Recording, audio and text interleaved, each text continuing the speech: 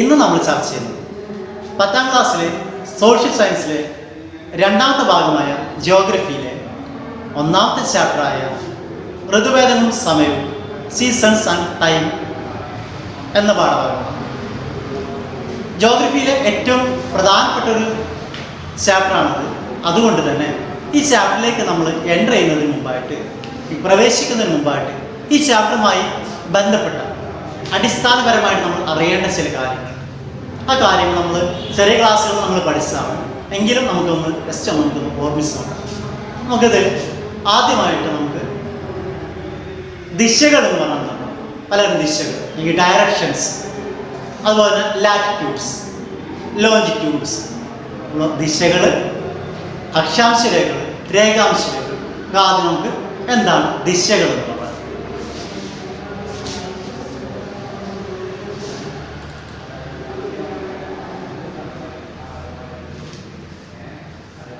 പ്രധാനമായും 4 ദിശകളാണ്. ഒന്ന് നോർത്ത്, അല്ലെങ്കിൽ നമുക്ക് വടക്ക് എന്ന് പറയാം, വടക്ക്. രണ്ടാമതായിട്ട് നമുക്ക് സൗത്ത്, അല്ലെങ്കിൽ നമുക്ക് തെക്ക് എന്ന് പറയാം. മൂന്നാമതായിട്ട് വെസ്റ്റ്, അല്ലെങ്കിൽ നമുക്ക് പടിഞ്ഞാറ് എന്ന് പറയാം. നാലാമതായിട്ട് ഈസ്റ്റ്, അല്ലെങ്കിൽ നമുക്ക് കിഴക്ക് എന്ന് പറയാം. ഈ വടക്ക് ഭാഗത്തിന് നമ്മൾ മലയാളത്തിൽ നമ്മൾ വേറൊരു പേര് കൂടി പറയാറുണ്ട്. വടക്കിന് നമ്മൾ ഉത്തരഭാഗം എന്ന് പറയാറുണ്ട്. വടക്കിന് നോർത്തിന് നമ്മൾ ഉത്തരഭാഗം എന്ന് പറയാറുണ്ട്. നോർത്തിന് നമ്മൾ ഉത്തരഭാഗം എന്നും സൗത്തിന് നമ്മൾ ദക്ഷിണഭാഗം എന്നും, സൗത്തിന് നമ്മൾ ദക്ഷിണഭാഗം എന്നും, അതുപോലെ തന്നെ പടിഞ്ഞാറ് വെസ്റ്റിന് നമ്മൾ പശ്ചിമഭാഗം എന്നും, പടിഞ്ഞാറിന് പശ്ചിമഭാഗം എന്നും, കിഴക്കിന് പൂർവഭാഗം എന്നും പറയാറുണ്ട്. ഇപ്പൊ ഇതാണ് പ്രധാന ദിശകൾ. ഓക്കെ, രണ്ടാമതായിട്ട് നമുക്ക് പറയുന്നത് അക്ഷാംശ രേഖകൾ അല്ലെങ്കിൽ ലാറ്റിറ്റ്യൂഡ്സ്.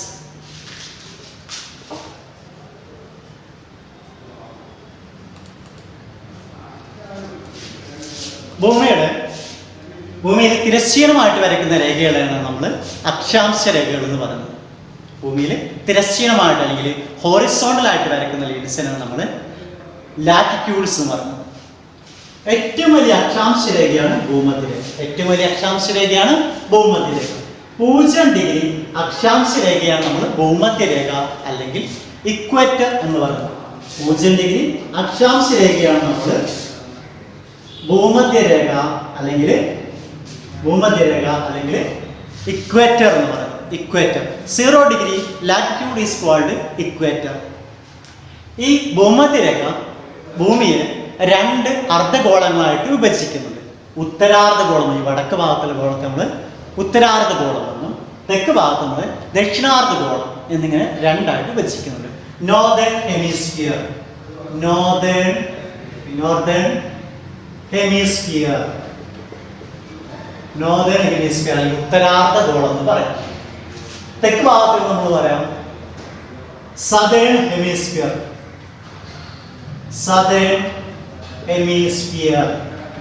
അല്ലെങ്കിൽ നമുക്ക് പറയാം ദക്ഷിണാർദ്ധഗോളം എന്ന് പറയാം.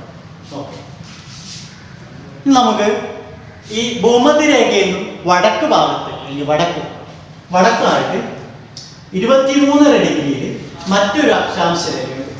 ഭൂമധ്യരേഖയിൽ നിന്നും വടക്ക് ഭാഗത്തായിട്ട് 23 ഡിഗ്രി മറ്റൊരു പ്രധാന അക്ഷാംശ രേഖയുണ്ട്. ആ അക്ഷാംശ രേഖയെ നമുക്ക് ഉത്തരായന രേഖ എന്ന് വിളിക്കാം. ഉത്തരായന രേഖ അല്ലെങ്കിൽ Tropic of Cancer. 23.5 degree north latitude is called Tropic of Cancer. അതേപോലെ തന്നെ ഭൂമധ്യരേഖയിലും തെക്ക് ഭാഗത്തായി 23.5 ഡിഗ്രിയിൽ മറ്റൊരു അക്ഷാംശ രേഖയുണ്ട്. 23 ഡിഗ്രിയും മറ്റൊരു അക്ഷാംശ രേഖയാണ്. ഈ അക്ഷാംശ രേഖയെ നമ്മൾ ട്രോപ്പിക് ഓഫ് കാപ്രിക്കോൺ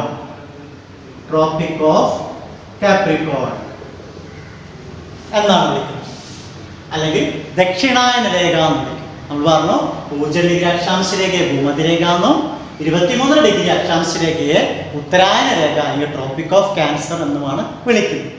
അതുപോലെ തന്നെ ഭൂമധ്യരേഖയും തെക്ക് ഭാഗത്തായിട്ട് 23 ഡിഗ്രി അക്ഷാംശ രേഖയെ ട്രോപ്പിക് ഓഫ് കാപ്രിക്കോൺ അല്ലെങ്കിൽ ദക്ഷിണായന രേഖ എന്നാണ് വിളിക്കുന്നത്. ഇനി ഈ ട്രോപ്പിക് ഓഫ് ക്യാൻസർ അല്ലെങ്കിൽ ഉത്തരായന രേഖയ്ക്കും വടക്കായിട്ട് ഏകദേശം 66 ഡിഗ്രി, ഒരു 66 ഡിഗ്രി മറ്റൊരു അക്ഷാംശ രേഖ. ഈ അക്ഷാംശ രേഖയെ നമ്മൾ ആർട്ടിക് വൃത്തം അല്ലെങ്കിൽ ആർട്ടിക് സർക്കിൾ എന്നാണ് വിളിക്കുന്നത്. ആർട്ടിക് വൃത്തം, ആർട്ടിക് സർക്കിൾ അല്ലെങ്കിൽ ആർട്ടിക് വൃത്തം വിളിക്കും. അതുപോലെ തന്നെ 66 ഡിഗ്രി തെക്ക് ഭാഗത്തായിട്ട് മറ്റൊരു അക്ഷാംശ രേഖയുണ്ട്. ഈ അക്ഷാംശ രേഖയെ നമ്മൾ അന്റാർട്ടിക് വൃത്തം എന്നാണ് വിളിക്കുന്നത്. അന്റാർട്ടിക് വൃത്തം അല്ലെങ്കിൽ അന്റാർട്ടിക് സർക്കിൾ അല്ലെങ്കിൽ അന്റാർട്ടിക് വൃത്തം. 66.5 degree north latitude is called arc circle. Same time 66.5 degree south latitude is called tropic of Capricorn. ഇനി 90 ഡിഗ്രി, ഇവിടെ നമ്മൾ 90 ഡിഗ്രി നോർത്തും 90 ഡിഗ്രി സൗത്തും. 90 ഡിഗ്രി വടക്ക് ഭാഗത്ത് നമ്മൾ ഇതിന് ഉത്തര ധ്രുവം എന്നാണ് പറയുന്നത്. ഉത്തര ധ്രുവം അല്ലെങ്കിൽ നമ്മൾ നോർത്ത് പോൾ എന്നാണ്. അതുപോലെ തന്നെ ഇവിടെ നമ്മൾ ദക്ഷിണ ധ്രുവം അല്ലെങ്കിൽ നമ്മൾ അതിന് സൗത്ത് പോൾ എന്നാണ് പറയുന്നത്. ഓക്കെ, അപ്പോൾ ഇതാണ് പ്രധാനപ്പെട്ട അക്ഷാംശ രേഖകൾ. ഇനി നമുക്ക് രേഖാംശ രേഖകൾ എന്ന് പറഞ്ഞാൽ എന്താണെന്ന് നമുക്ക് നോക്കാം. പ്രധാനപ്പെട്ട രേഖാംശ രേഖകൾ ഏതൊക്കെയാണ് നമുക്ക് നോക്കാം. അടുത്തത് നമുക്ക് രേഖാംശ രേഖകൾ എന്നാലും എന്താണെന്ന് നോക്കാം. അല്ലെങ്കിൽ ലോഞ്ചിറ്റ്യൂഡ്സ്.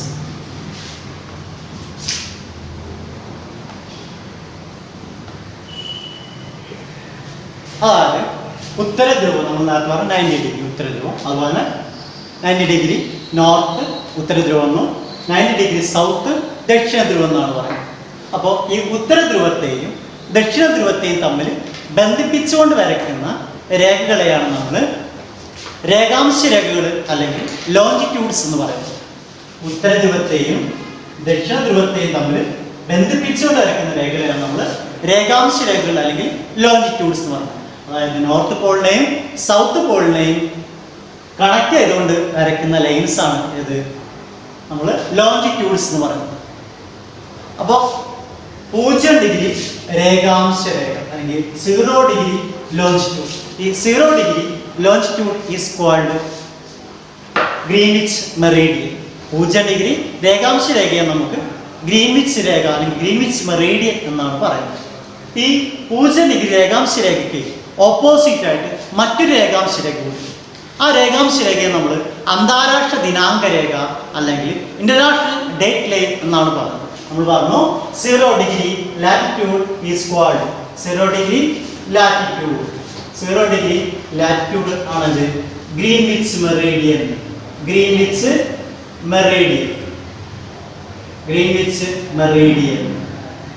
അതുപോലെ തന്നെ ഈ 0 ഡിഗ്രി ലാറ്റിറ്റ്യൂഡിന് ഓപ്പോസിറ്റ് ആയിട്ടാണ് അത് ഒരു 180 ഡിഗ്രി ലാറ്റിറ്റ്യൂഡ്. അതിന് നമ്മൾ ഇന്റർനാഷണൽ ഡേറ്റ് ലൈൻ എന്നാണ് പറയുന്നത്. ഇന്റർനാഷണൽ ഡേറ്റ്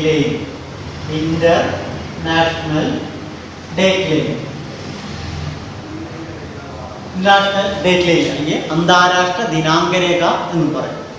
അപ്പോൾ ഇതാണ് നമ്മുടെ ഈ ചാപ്റ്ററിലേക്ക് പ്രവേശിക്കുന്നതിന് മുമ്പായിട്ട് നമുക്ക് ബേസിക്കായിട്ട് ഈ ചാപ്റ്ററുമായി ബന്ധപ്പെട്ടുകൊണ്ട് ബേസിക്കായിട്ട് നമുക്ക് അറിയേണ്ടതായിട്ടുള്ള കാര്യങ്ങൾ. ഒന്ന് നമ്മൾ പറഞ്ഞ ദിശ അല്ലെങ്കിൽ ഡയറക്ഷൻസ് പറഞ്ഞു, 2 ലാറ്റിറ്റ്യൂഡ്സ് അല്ലെങ്കിൽ അക്ഷാംശ രേഖകൾ പറഞ്ഞു, 3 ലോഞ്ചിറ്റ്യൂഡ്സ് അല്ലെങ്കിൽ രേഖാംശ രേഖകൾ.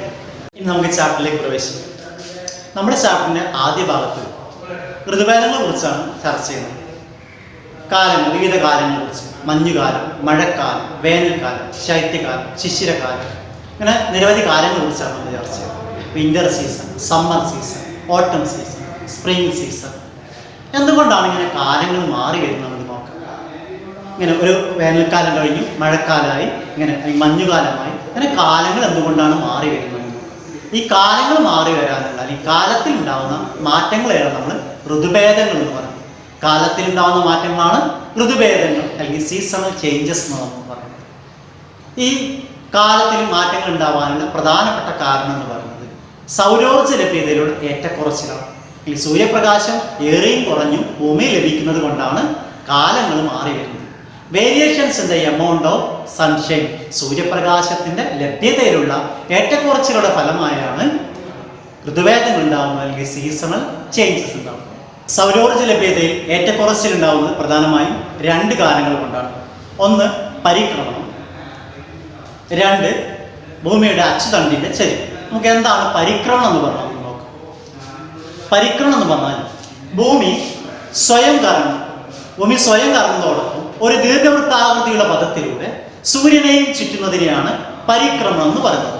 ജസ്റ്റ് ഇമാജിൻ, ഇത് ഭൂമിയാണ് സങ്കല്പിക്കുന്നത്, ഇത് ഭൂമിയാണ്, ഇത് സണ്ണാണ്. അങ്ങനെ ഭൂമി എന്ത് ചെയ്യാണ്? ഭൂമി ഇങ്ങനെ സ്വയം കറങ്ങുന്നതോടൊപ്പം ദീർഘവൃത്താകൃതിയുള്ള സഞ്ചാരപഥത്തിലൂടെ ഒരു എലിപ്റ്റിക്കൽ ഓർബിറ്റ്, ഈ ദീർഘവൃത്താകൃതി സഞ്ചാരപഥത്തിലൂടെ സൂര്യനെയും ചുറ്റുന്നതിനെയാണ് നമ്മൾ പരിക്രമണം എന്ന് പറയുന്നത്. ഭൂമി സ്വയം കറങ്ങുന്നതിനെ നമ്മൾ റൊട്ടേഷൻ അല്ലെങ്കിൽ ഭ്രമണം എന്നാണ് പറയുക. ഭൂമി സ്വയം കറങ്ങുന്നതാണ് ഭ്രമണം. Earth moves in its own imaginary axis is called rotation എന്ന് പറഞ്ഞു. ഭൂമി സ്വയം കറങ്ങുന്നതാണ് ഭ്രമണം എന്ന് പറഞ്ഞത്. Earth moves in its own imaginary axis is called rotation. ഭൂമി സ്വയം കറങ്ങുന്നതിന് നമ്മൾ ഭ്രമണം എന്ന് പറയും. ഒരു ഭ്രമണം പൂർത്തിയാക്കാൻ ഭൂമിക്ക് 24 മണിക്കൂറാണ് വേണ്ടി വരുന്നത്. ഒരു ഭ്രമണം പൂർത്തിയാക്കാൻ ഭൂമിക്ക് 24 hours ആണ് വേണ്ടി വരുന്നത്. ഈ 24 hours-നെ അല്ലെങ്കിൽ 24 മണിക്കൂർ നമ്മൾ ഒരു ദിവസമായിട്ടാണ് നമ്മൾ പരിഗണിക്കുകയും 1 day ആയിട്ട് നമ്മൾ കൺസിഡർ ചെയ്യും. അപ്പൊ ഇതാണ് ഭ്രമണം. അങ്ങനെ ഭൂമി എന്ത് ചെയ്യാണ്? ഭ്രമണം ചെയ്യാണ്. ഭ്രമണം ചെയ്യാന്ന് പറഞ്ഞാൽ ഭൂമി കറങ്ങുക, സ്വയം കറങ്ങണം. ഭൂമി ഇങ്ങനെ സ്വയം കറങ്ങുന്നതോടൊപ്പം എന്ത് ചെയ്യും? ഒരു ദീർഘവൃത്താകൃതിയുടെ പഥത്തിലൂടെ എന്ത് ചെയ്യും? സൂര്യനെയും ഇങ്ങനെ ചുറ്റി വരും. സൂര്യനെ ചുറ്റി വരുന്നതിനാണ് നമ്മൾ പരിക്രമണം അല്ലെങ്കിൽ റവല്യൂഷൻ എന്ന് പറയുന്നത്. The earth revolves around the sun in an elliptical orbit is called revolution. The earth revolves around the sun in an elliptical orbit is known as revolution. നമ്മൾ പറഞ്ഞു ഒരു റവല്യൂഷൻ കംപ്ലീറ്റ് ചെയ്യാൻ എർത്തിന് 365 ഡേയ്സ് ആണ് വേണ്ടി വരും. 365 days 365 ദിവസവും 6 മണിക്കൂറും വേണ്ടി വരും. 365 ദിവസത്തെ നമ്മൾ ഒരു വർഷമായിട്ടാണ് നമ്മൾ പരിഗണിക്കുന്നത്. ബാക്കി വരുന്ന 6 മണിക്കൂർ നമ്മൾ പറഞ്ഞു 365 ദിവസവും 6 മണിക്കൂറും വേണ്ടി വരുന്നു. 365 ദിവസത്തെ നമ്മൾ ഒരു വർഷമായിട്ട് പരിഗണിക്കുന്നു. ബാക്കി വരുന്നത് 6 മണിക്കൂറാണ്. ഈ ബാക്കി വരുന്ന 6 മണിക്കൂറിന് നമ്മൾ 4 വർഷം കൂടുമ്പോൾ ഒരു ദിവസമായിട്ട് പരിഗണിക്കുന്നു. നമുക്കറിയാം ഒരു ദിവസത്തിൽ 24 മണിക്കൂറാണുള്ളത്. 24 മണിക്കൂറാണ്. നമ്മൾ പറഞ്ഞു ഒരു പരിക്രമണം കംപ്ലീറ്റ് ആക്കാൻ 365 ദിവസം വേണ്ടി വരും. 360 ദിവസവും 6 മണിക്കൂറും വേണ്ടി വരും. 365 ദിവസം നമ്മൾ ഒരു വർഷമായിട്ടാണ് പരിഗണിക്കുന്നത്. ഒരു വർഷമായിട്ട് നമ്മൾ പരിഗണിക്കുന്നത്. ബാക്കി വരുന്നത് 6 മണിക്കൂറാണ്. ഈ 6 മണിക്കൂറിനെ 4 വർഷം കൂടുമ്പോൾ നമ്മൾ ഒരു ദിവസമായിട്ട് നമ്മൾ പരിഗണിക്കും. നമുക്കറിയാം സാധാരണ ഫെബ്രുവരിയിൽ 28 ദിവസമാണ് ഉണ്ടാവാറുള്ളത്. എന്നാൽ 4 വർഷത്തിലൊരിക്കൽ ഫെബ്രുവരിയിൽ 29 ദിവസം ഉണ്ടാവാറുണ്ട്. ഇത്തരം വർഷങ്ങളെ നമ്മൾ വിളിക്കുന്ന പേരാണ് ലീപ് ഇയർ അല്ലെങ്കിൽ അതിവർഷം എന്നാണ് വിളിക്കുക. ഓക്കെ, അപ്പോൾ ഇതാണ് പരിക്രമണം. അടുത്തതായിട്ട് നമുക്ക് എന്താണ് അച്ചുതണ്ടിൻ്റെ ചെരിവ് അല്ലെങ്കിൽ ടിൽറ്റ് ഓഫ് എർത്ത് ആക്സിസ് എന്ന് പറഞ്ഞാൽ എന്താണെന്ന് നമുക്ക് നോക്കാം. ഇവിടെ ശ്രദ്ധിക്കും, നമ്മുടെ ഭൂമിക്ക് തിരശ്ചീനമായിട്ട് അല്ലെങ്കിൽ ഹോറിസോണ്ടലായിട്ട് വരച്ചിരിക്കുന്ന ഈ രേഖയെ നമ്മൾ പരിക്രമണ തലം എന്നാണ് പറയുന്നത്. പരിക്രമണ തലം അല്ലെങ്കിൽ ഓർബിറ്റൽ പ്ലെയിൻ എന്ന് പറയുന്നത്. അതുപോലെ തന്നെ ഭൂമിയെ ലംബമായിട്ട് അല്ലെങ്കിൽ വെർട്ടിക്കലായിട്ട് വരച്ചിരിക്കുന്ന ലൈനെ നമ്മൾ വെർട്ടിക്കൽ പ്ലെയിൻ അല്ലെങ്കിൽ ലംബതലം എന്നാണ് പറയുന്നത്. ഇങ്ങനെ ഭൂമിയെ അതിന്റെ പരിക്രമണ തലത്തിൽ നിന്ന് കണക്കാക്കുമ്പോൾ ഭൂമിയുടെ അച്ചുതണ്ടിന് അല്ലെങ്കിൽ ആക്സിസിന് 66.5 ഡിഗ്രി ടിൽറ്റ് ഉള്ളതായിട്ട് കാണുന്നത്, 66 ഡിഗ്രി ചെരിവുള്ളതായിട്ട് കാണുന്നത്. ഇതാണ് ചെരിവുള്ളതായിട്ട് കാണുന്നത് 66 ഡിഗ്രി. ഭൂമി അതിനെ ലംബതലത്തിൽ കണക്കാക്കുമ്പോൾ അല്ലെങ്കിൽ വെർട്ടിക്കൽ പ്ലെയിൻ നമ്മൾ കണക്കാക്കുന്ന സമയത്ത് 23 ഡിഗ്രി അച്ചുതണ്ടിന് ചെരിവുള്ളതായിട്ട് കാണുന്നത്. ഈ ചെരിവിനാണ് നമ്മൾ ടിൽറ്റ് ഓഫ് എർത്ത് ആക്സിസ് അല്ലെങ്കിൽ ഭൂമിയുടെ അച്ചുതണ്ടിന്റെ ചരിവ് എന്ന് പറയുന്നത്. ഒന്നുകൂടി പറയാം, നമ്മൾ പറഞ്ഞു അച്ചുതണ്ടിന്റെ ചരിവ്, അതായത് ഭൂമിയെ അതിന്റെ പരിക്രമണ തലം നമ്മൾ പറഞ്ഞു ഈ പാരലായിട്ട് വരച്ചിരിക്കുന്ന രേഖയാണ് പരിക്രമണ തലം എന്ന് പറയുന്നത്. ഇങ്ങനെ തിരശ്ചീനമായിട്ട് വരച്ചിരിക്കുന്ന രേഖയാണ് പരിക്രമണ തലം അല്ലെങ്കിൽ ഓർബിറ്റൽ പ്ലെയിൻ. ഓർബിറ്റൽ പ്ലെയിൻ നമ്മൾ കൺസിഡർ ചെയ്യുന്ന സമയത്ത് 66.5 ഡിഗ്രി നമ്മുടെ ആക്സിസിനെ ടിൽറ്റ് ഉണ്ട് അല്ലെങ്കിൽ ചെരിവുണ്ട്. അതുപോലെ തന്നെ ലംബതലം അല്ലെങ്കിൽ വെർട്ടിക്കൽ പ്ലെയിൻ നമ്മൾ കണക്കാക്കുന്ന സമയത്ത് നമ്മുടെ ഭൂമിയുടെ അച്ചുതണ്ടിന് 23 ഡിഗ്രി ചെരിവുള്ളതായി കാണുന്നു. ഇതിനെയാണ് നമ്മൾ ടിൽറ്റ് ഓഫ് എർത്ത് ആക്സിസ് അല്ലെങ്കിൽ ഭൂമിയുടെ അച്ചുതണ്ടിന്റെ ചെരിവ് എന്ന് പറയുന്നത്. അടുത്തതായി നമുക്ക് അച്ചുതണ്ടിന്റെ സമാന്തരത അല്ലെങ്കിൽ parallelism of the earth axis എന്നാൽ എന്താണെന്ന് നോക്കാം. നമ്മൾ മുമ്പ് പറഞ്ഞു ഭൂമിയെ അതിന്റെ പരിക്രമണ തലം അല്ലെങ്കിൽ ഓർബിറ്റൽ പ്ലെയിനിൽ കണക്കാക്കുമ്പോൾ അച്ചുതണ്ടിന് 66 ഡിഗ്രിയും ലംബതലം അല്ലെങ്കിൽ വെർട്ടിക്കൽ പ്ലെയിൻ നമ്മൾ കണക്കാക്കുന്ന സമയത്ത് അച്ചുതണ്ടിന് 23 ഡിഗ്രി ചെരിവുണ്ട് നമ്മൾ പറഞ്ഞു. ഭൂമി ഈ ചെരിവ് നിലനിർത്തിക്കൊണ്ട് തന്നെയാണ് സൂര്യന് ചുറ്റും കറങ്ങുന്നത്. അല്ലെങ്കിൽ ഈ ചെരിവ് പരിക്രമണ സമയത്ത് മുഴുവനായി എന്തെയും ഭൂമി ചെരിവ് നിലനിർത്തിക്കൊണ്ടാണ് പരിക്രമണം ചെയ്യുന്നത്. ഇതിനാണ് നമ്മൾ അച്ചുതണ്ടിന്റെ സമാന്തരത എന്ന് പറയുന്നത്. നമ്മൾ പറഞ്ഞു ഭൂമി പരിക്രമണ വേളയിലുടനീളം ഈ ചെരിവ് നിലനിർത്തുന്നതിനാൽ ഇതിനെ അച്ചുതണ്ടിന്റെ സമാന്തരത അല്ലെങ്കിൽ parallelism of the earth axis എന്നാണ് പറയുന്നത്. നമുക്ക് പറയാം the earth maintains this tilt throughout its revolution. This is known as parallelism of the earth axis. ശ്രദ്ധിക്കാം, the earth maintains this tilt throughout its revolution. This is known as parallelism of the earth axis. അടുത്തതായി നമുക്ക് പറയാനുള്ള മറ്റൊരു കൺസെപ്റ്റാണ് apparent movement of the sun അല്ലെങ്കിൽ സൂര്യന്റെ അയനം. അല്ലെങ്കിൽ apparent movement of the sun അല്ലെങ്കിൽ സൂര്യന്റെ അയനം. അതായത് ട്രോപ്പിക് ഓഫ് ക്യാൻസറും ട്രോപ്പിക് ഓഫ് കാപ്രിക്കോൺ, അതായത് ഉത്തരായന രേഖയ്ക്കും ദക്ഷിണായന രേഖയ്ക്കും ഇടയിലുള്ള സൂര്യന്റെ സ്ഥാനമാറ്റത്തിനാണ് നമ്മൾ സൂര്യന്റെ അയനം അല്ലെങ്കിൽ apparent movement of the sun എന്നതുകൊണ്ട് അർത്ഥമാക്കുന്നത്. The sun shift apparently between Tropic of Cancer and Tropic of Capricorn. Just ഇവിടെ ശ്രദ്ധിക്കും, Tropic of Cancer, Tropic of Capricorn. The sun shift apparently between Tropic of Cancer and Tropic of Capricorn. അതായത് ഉത്തരായന രേഖയ്ക്കും ദക്ഷിണായന രേഖയ്ക്കും ഇടയിലുള്ള സൂര്യന്റെ സ്ഥാനമാറ്റത്തിനാണ് നമ്മൾ സൂര്യന്റെ അയനം എന്ന് പറയുന്നത്. Sun apparently between Tropic of Cancer and Tropic of Capricorn. നമുക്ക് സൂര്യൻ പ്രധാനമായും 4 തരത്തിലുള്ള അയനങ്ങളാണ് അല്ലെങ്കിൽ 4 തരത്തിലുള്ള മൂവ്മെന്റ്സ് ആണ് നടത്താറുള്ളത്, അല്ലെങ്കിൽ 4 തരത്തിലുള്ള യാത്രകളാണ് സൂര്യൻ നടത്താറുള്ളത്. ഏതൊക്കെയാണ് 4 യാത്രകൾ നമുക്ക് നോക്കാം. ഒന്നാമത്തെ യാത്ര നമുക്ക് നോക്കാം. ഒന്ന് മനസ്സിലാക്കാം, സൂര്യന്റെ മെയിൻ പൊസിഷൻ അല്ലെങ്കിൽ അതിന്റെ പ്രധാന സ്ഥാനം എപ്പോഴും ഭൂമധ്യരേഖയാണ്. അത് മനസ്സിലാക്കാൻ മറക്കരുത്. അപ്പോൾ സൂര്യൻ ഭൂമധ്യരേഖയിൽ നിന്നും സങ്കല്പിക്കാം. ഒന്നാമത്തെ സൂര്യന്റെ യാത്ര അല്ലെങ്കിൽ ഒന്നാമത്തെ ചലനം എങ്ങോട്ടാണ് നമുക്ക് നോക്കാം. സൂര്യൻ ഭൂമധ്യരേഖ അല്ലെങ്കിൽ ഇക്വേറ്ററിൽ നിന്നും ട്രോപ്പിക് ഓഫ് ക്യാൻസറിലേക്ക്, ഒന്നാമത്തെ യാത്ര ഇക്വേറ്ററിനും ട്രോപ്പിക് ഓഫ് ക്യാൻസറിലേക്കും. അതുപോലെ തന്നെ രണ്ടാമത്തെ യാത്ര Tropic of Cancer to equator. രണ്ടാമത്തെ യാത്ര Tropic of Cancer to equator.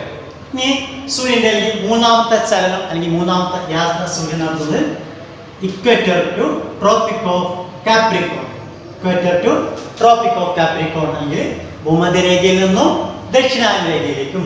അതുപോലെ നാലാമത്തെ യാത്ര അല്ലെങ്കിൽ നാലാമത്തെ ചലനം, സൂര്യന്റെ നാലാമത്തെ ചലനം ഈ ദക്ഷിണായന രേഖയിൽ നിന്നും അല്ലെങ്കിൽ ട്രോപ്പിക് ഓഫ് കാപ്രിക്കോൺ നിന്നും ഭൂമധ്യരേഖയിലേക്കുമാണ് നടത്തുന്നത്. ഇങ്ങനെ 4 ചലനങ്ങളാണ് സൂര്യൻ നടത്തുന്നത്. ശ്രദ്ധിക്കുക, ഒന്ന് നമ്മൾ പറഞ്ഞു ഒന്നാമത്തെ ചലനം ഭൂമധ്യരേഖയിൽ നിന്നും ഉത്തരായന രേഖയിലേക്ക്, രണ്ടാമത് നമ്മൾ പറഞ്ഞു ഉത്തരായന രേഖയിൽ നിന്നും ഭൂമധ്യരേഖയിലേക്ക്, മൂന്നാമത് നമ്മൾ പറഞ്ഞു ഭൂമധ്യരേഖയിൽ നിന്നും ദക്ഷിണായന രേഖയിലേക്ക്, നാലാമത് നമ്മൾ പറഞ്ഞു ദക്ഷിണായന രേഖയിൽ നിന്നും ഭൂമധ്യരേഖയിലേക്ക്.